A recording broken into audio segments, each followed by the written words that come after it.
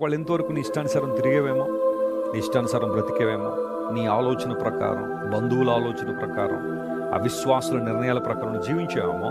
ఈరోజు మంచి నిర్ణయం తీసుకో. ప్రభువా, నీ చిత్త ప్రకారం, నీ మార్గములో నీ నామానికి మహిమ తెచ్చినట్లుగా నేను బ్రతుకుతానని నువ్వు నిర్ణయం తీసుకుంటే చాలు. నిన్ను ఆశీర్వదించే బాధ్యత దేవుందే. ఎందుకంటే ఆయన్ను గట్టిగా పట్టుకున్న ఏ ఒక్క వ్యక్తిని కూడా దేవుడు ఆశీర్వదించకుండా వదిలిపెట్టలేదు.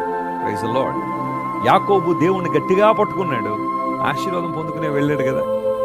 ఎస్, ఈరోజు నిన్ను కూడా దీవిస్తాడు ప్రభు.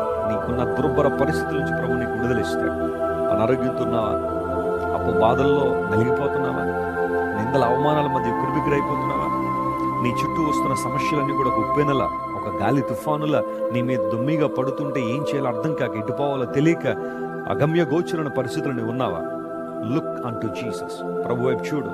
ఆయన నీతో మాట్లాడుతున్నాడు. నేను దీవించాలి